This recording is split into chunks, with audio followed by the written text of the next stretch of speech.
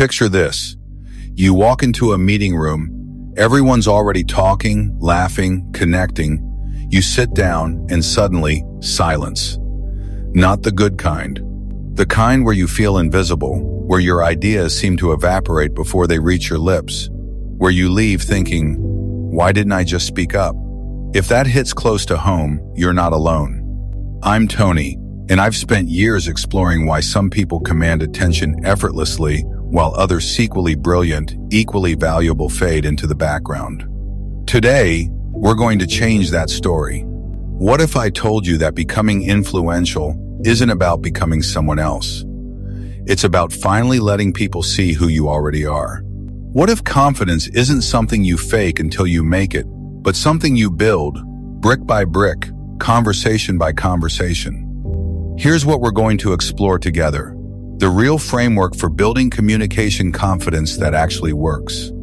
Not the surface level, just make eye contact advice you've heard 1,000 times, but the deeper work, the mindset shifts, the authentic presence, the practical techniques that transform how people experience you. Because here's the truth. You're not overlooked because you're not good enough. You're overlooked because you haven't learned how to translate your inner worth into outer presence. And that we can change. Let's start with something most people get wrong about communication confidence. They think it's about being the loudest person in the room, about having all the answers, about never showing doubt. But real confidence? It's quieter than that. It's deeper. I once worked with a woman, let's call her Sarah, who was brilliant. I mean, genuinely brilliant. She had insights that could change entire projects, ideas that could save companies thousands of dollars. But in meetings, she'd sit there watching others get credit for watered-down versions of her thoughts. Sound familiar? The problem wasn't her intelligence. It wasn't even her communication skills, really. It was her relationship with her own voice. She'd convinced herself that if her ideas were truly valuable, people would naturally notice them. But that's not how influence works. Real communication confidence starts with understanding this. Your voice matters, but only if you use it. Your ideas have value, but only if you share them. Your presence is a gift, but only if you show up. So let's talk about the barriers first. Because before we can build confidence, we need to understand what's been holding us back. For most of us, it's not what we think. The first barrier is what I call the perfect moment myth. You know this one. You wait for the perfect moment to speak up, the perfect phrasing, the perfect conditions. But perfect moments don't exist. They're created by people who speak up anyway. Here's what I want you to try this week. Instead of waiting for the perfect moment, create an adequate moment. In your next meeting, when you have a thought, count to 3 and then share it. Not perfectly formed, not eloquently phrased, just shared. Because adequate thoughts shared beat perfect thoughts kept silent every single time. The second barrier is the comparison trap. You look around the room and think, everyone else seems so confident, so sure of themselves. But here's what I've learned. Everyone else is probably thinking the same thing. That colleague who seems so poised, she's probably wondering if she sounds smart enough. That manager who speaks with such authority, he's probably second-guessing himself too. Real confidence isn't the absence of doubt, it's the willingness to speak up despite it. It's knowing that your perspective, however uncertain, adds value to the conversation. Now, here's where it gets interesting. The foundation of authentic communication presence isn't about techniques or tricks, it's about alignment. When who you are inside matches how you show up outside, people notice, they lean in, they listen. But first, you have to do the inner work. And yes, I know, inner work sounds like something you'd hear at a wellness retreat. But stick with me, because this is practical stuff. Start with this question. What would you say if you knew it would be received well? Not perfectly, not without challenge, but well. What thoughts do you keep to yourself because you're afraid they're not good enough? Write them down. Not to share immediately, but to acknowledge them. Because here's the thing about unexpressed thoughts, they don't disappear. They turn into resentment, into frustration, into that nagging feeling that you're not living up to your potential. I remember a conversation with a friend who told me, I've been in meetings where I had the exact solution everyone was looking for, but I convinced myself someone else would figure it out. That's not humility, that's self-abandonment. And it doesn't serve anyone. Your insights matter, your questions matter, your perspective matters. But you have to believe that first, before anyone else can. Let's get practical for a moment. One of the most powerful shifts you can make is moving from passive to active listening. Most people think good listening means staying quiet, nodding along, waiting for their turn to speak. But active listening? That's different. That's engagement. Active listening means asking the questions that move conversations forward. It means reflecting back what you hear. So what I'm hearing is, or it sounds like the real challenge is. It means being genuinely curious about other people's perspectives, not just waiting for your chance to share yours. Here's why this matters. When you listen actively, people feel heard. And when people feel heard, they trust you. And when people trust you, they're more likely to listen when you speak. But here's the kicker: active listening also builds your own confidence. Because when you're focused on understanding others, you're less focused on judging yourself. You're present, engaged, valuable to the conversation even when you're not talking. Try this. In your next conversation, ask one follow-up question. Just one. What led you to that conclusion? Or how do you think we could approach that differently? Watch how the dynamic shifts. Watch how people respond to being truly heard. Now, let's talk about the elephant in the room. Eye contact. I know. You've heard this before. But most people get eye contact wrong. They either avoid it completely or they turn it into a staring contest. Neither works. Good eye contact isn't about intensity. It's about connection. It's about being present with the person you're talking to. Here's a simple technique. When someone is speaking, look at their eyes. When you're speaking, look at their eyes, but give yourself permission to look away occasionally, to gesture, to think, to be human. The goal isn't to hold eye contact for every second. The goal is to be present, to show that you're engaged, to demonstrate that this conversation matters to you. That's what people remember. But here's what really builds professional presence. Consistency. Not perfection, consistency. Showing up as yourself, conversation after conversation, meeting after meeting. People begin to recognize your voice, your perspective, your unique way of seeing things. I worked with a guy who was convinced he was too quiet for leadership. He thought he needed to become more extroverted, more commanding. But what he really needed was to trust his thoughtful nature. He started speaking up once per meeting, just once, but meaningfully. He'd ask the question others were thinking, but not asking. He'd offer the perspective others were missing. Within 6 months, people started coming to him for advice. Not because he'd become louder, but because he'd become more himself. Thoughtful, insightful, present. That's influence. Your authentic presence isn't about being perfect. It's about being real. It's about showing up as you are, with your unique perspective, your particular way of seeing problems and solutions. The world doesn't need another version of someone else. It needs the first version of you. Here's something that might surprise you. The most influential people I know aren't the ones who always have the right answers. They're the ones who ask the right questions. They're the ones who create space for others to think, to contribute, to feel valuable. Influence isn't about domination. It's about invitation. It's about creating conversations where everyone including you can contribute their best thinking. So let's talk about how to build that kind of influence. First, start seeing yourself as a conversation catalyst. Your job isn't to have all the answers. Your job is to help the group find the best answers together. This means asking open-ended questions that invite deeper thinking. Instead of "Do you think that will work?" try, "What would need to be true for that to be successful?" Instead of "I disagree," try, "I have a different perspective. Can I share it?" It means acknowledging good ideas from others. That's a really insightful point, Jennifer. It makes me think.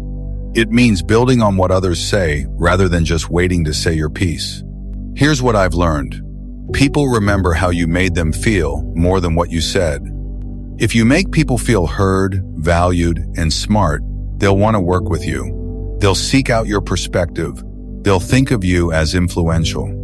Now, let's address the voice in your head that says, "But what if I say something wrong? What if I look foolish? What if my idea isn't good enough?" Here's the truth. You will sometimes say the wrong thing. You will occasionally look foolish. Some of your ideas won't be good enough. And that's okay. That's not failure, that's participation. The people who seem most confident aren't the ones who never mess up. They're the ones who recover gracefully. They're the ones who can say, "You know what? I don't think I explained that clearly. Let me try again." They're the ones who can admit when they're wrong. "I was thinking about this differently, but hearing your perspective, I think you're right." Vulnerability isn't weakness. It's humanity. And humanity is what makes people trust you, connect with you, follow you. I remember a CEO who once said in a board meeting, "I don't know the answer to that, but I know who does, and I'll find out." That moment, that simple admission increased his credibility, not decreased it. Because it showed he was more interested in getting the right answer than in appearing to have all the answers. Your influence doesn't come from being perfect. It comes from being real, being thoughtful, being genuinely interested in creating better outcomes for everyone involved. Let's talk about something practical: how to handle conflict in difficult conversations. Because this is where real influence is built or broken. Most people avoid conflict like the plague. They'll let problems fester, let tensions build, let misunderstandings compound rather than address them directly. But here's what I've learned. Conflict isn't the enemy of good relationships. Avoiding conflict is. The key is approaching conflict with curiosity rather than judgment. Instead of thinking, "They're wrong and I need to convince them," try thinking, "I wonder why they see this differently. What am I missing?" This doesn't mean being a pushover. It means being genuinely interested in understanding before being understood. It means asking questions like, "Help me understand your perspective on this," or "What would an ideal outcome look like for you?" When you approach conflict as a problem to solve together, rather than a battle to win, everything changes. People feel heard, not attacked. They're more likely to hear your perspective because you've genuinely tried to understand theirs. Here's a simple framework for difficult conversations. Start with your intention. I want to talk about this because I value our working relationship and I want to make sure we're on the same page. Then share your perspective without making it about them being wrong. Here's how I'm seeing this situation. Then invite their perspective. How are you seeing it? It's not about winning, it's about understanding. And understanding is the foundation of real influence. Now, let's talk about something that might be holding you back more than you realize, the way you talk to yourself. Because here's the thing, if you don't believe in your own worth, why should anyone else? I worked with a woman who was incredibly talented, but she had a habit of undermining herself. She'd start sentences with, "This might be wrong, but," or "I'm not sure if this makes sense, but." She was basically teaching people not to take her seriously. Your self-talk becomes your communication style. If you're constantly doubting yourself internally, it shows up in how you speak externally. But the reverse is also true. If you start speaking with more confidence, you start feeling more confident. Try this experiment. For 1 week, eliminate qualifying language from your professional communication. Instead of "I think maybe we should," try "I recommend we." Instead of "This might not work, but," try. Here's an approach we could consider. It's not about being arrogant. It's about owning your ideas, your perspectives, your contributions. It's about speaking like someone who belongs in the conversation because you do. Here's what I want you to remember. Your voice has value. Your perspectives matter. Your contributions can make a difference, but only if you believe it first. Sometimes the most influential thing you can do is simply show up as yourself. Not the version of yourself you think people want to see, but the real you. The person who cares about getting things right, who wants to help, who has something valuable to offer. Because here's what I've learned. People don't follow perfect leaders. They follow authentic ones. They follow people who make them feel valued, heard, and capable of doing their best work. That's the kind of influence worth building. Not the kind that comes from manipulation or dominance, but the kind that comes from genuinely caring about creating better outcomes for everyone involved. Let's talk about building lasting professional relationships, because this is where real influence lives. Not in single conversations, but in the trust you build over time. Think about the people you most respect professionally. What do they have in common? I'm willing to bet it's not that they're perfect, it's that they're consistent. They show up as themselves, they keep their word, they demonstrate that they care about more than just their own success. Building professional relationships isn't about networking in the traditional sense. It's not about collecting contacts or working a room. It's about genuine connection, one conversation at a time. Here's how to start. Become genuinely interested in other people's work, their challenges, their perspectives. Ask questions like, what's the most interesting project you're working on right now? Or what's the biggest challenge in your role these days? And then this is crucial, actually listen to the answers. Not just waiting for your turn to share, but actually absorbing what they're telling you. Remember what they say. Follow up on it later. Show that you value their perspective enough to remember it. This isn't manipulation. This is basic human connection. And it's the foundation of real influence. I remember a colleague who built incredible influence, not through grand gestures, but through small, consistent acts of genuine interest. He'd remember details about people's projects, check in on challenges they'd mentioned, celebrate their wins. People trusted him because he demonstrated over and over that he cared about their success, not just his own. That's leadership. That's influence. That's what we're building toward. Now, let's address something that might be making you feel stuck. The belief that you need to be extroverted to be influential. This is simply not true. Some of the most influential people I know are introverts. They just influence differently. If you're more introverted, your influence might come from your thoughtful questions, your ability to listen deeply, your talent for synthesizing complex information into clear insights. If you're more extroverted, your influence might come from your energy, your ability to connect quickly with others, your talent for bringing people together around ideas. The key is not to try to be someone you're not. The key is to be more of who you already are. Your natural communication style is not a limitation to overcome. It's a strength to leverage. The goal isn't to become more extroverted or more introverted. The goal is to become more yourself, more confidently, more consistently. Here's what I want you to try. Identify your natural communication strengths.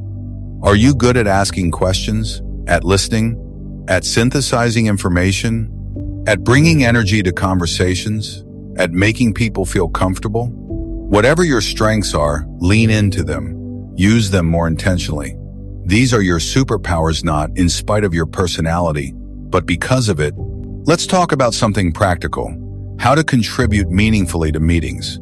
Because this is where many people feel most invisible, most overlooked. First, come prepared. Not with a script, but with thoughts. Before any meeting, spend 5 minutes thinking about what you want to contribute. What questions do you have? What insights might you offer? What perspective might you bring? During the meeting, look for opportunities to add value. This doesn't mean talking the most. It means contributing meaningfully. Ask the question that helps clarify the real issue. Offer the perspective that others might be missing. Build on good ideas from others. And here's something that might surprise you. Some of the most valuable contributions happen after meetings. The follow-up email that synthesizes key decisions.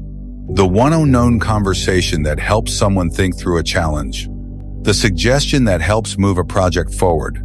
Your influence isn't limited to the moments when you're speaking. It's in how you support, how you follow through, how you help others succeed. I know someone who became known as the person who always sent the best meeting follow-ups. Clear, concise, actionable. People started including her in meetings specifically because they knew she'd help them make sense of what happened. That's influence. Now, let's talk about handling the inevitable moments when you feel like you're not being heard. because this will happen. Even as you build confidence, even as you develop your voice, there will be times when you feel invisible. When this happens, resist the urge to withdraw. Instead, try this. Ask a clarifying question. I want to make sure I understand the direction we're heading. Are we saying that? Or before we move on, I want to share a different perspective. Is now a good time? Sometimes you need to advocate for your own voice. This isn't selfish, it's necessary.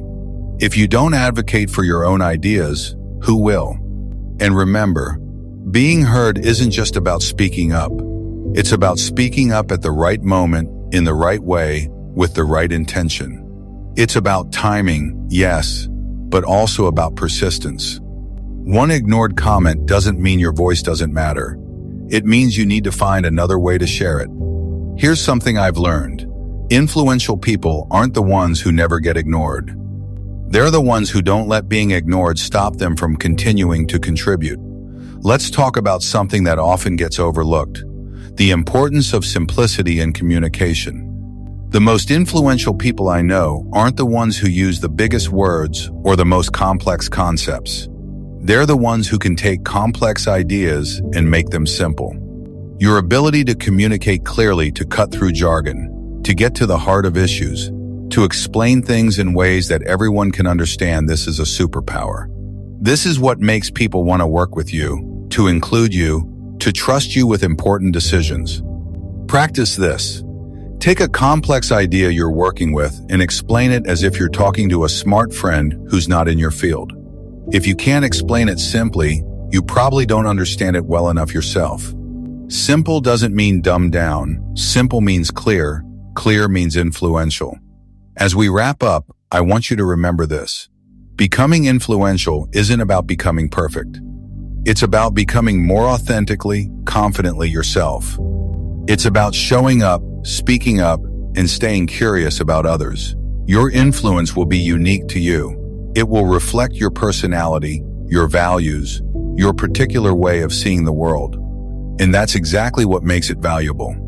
Start small. Pick one thing from what we've talked about today. Maybe it's asking one meaningful question in your next meeting. Maybe it's eliminating qualifying language from your emails. Maybe it's having one difficult conversation you've been avoiding. Whatever it is, start there. Build from there. Because influence isn't built in a day. It's built in moments, in conversations, in the daily choice to show up as yourself. You're not overlooked because you're not good enough. You're overlooked because you haven't fully stepped into your own presence yet. And that's about to change. Here's what I want you to remember. Your voice matters. Your perspective adds value. Your presence is a gift to the conversations you're part of, but only if you believe it first. The world needs what you have to offer. Not a perfect version of it, not a polished version of it, but the real, authentic, thoughtful version of it. That's what influence really is: the courage to be yourself, consistently, in service of something bigger than yourself. So go show up, go speak up. Go be the person who asks the questions that matter, who offers the perspectives that help, who creates the space for everyone to do their best work. Because that's not just influence, that's leadership. And leadership isn't about a title or a position. It's about the choice to contribute, to care, to show up as yourself. You've got this. You've always had this. Now it's time to trust it. I'm Tony. Thank you for spending this time with me, for doing this work, for being willing to step into your own influence. The world is waiting for what you have to offer. Don't keep it waiting too long.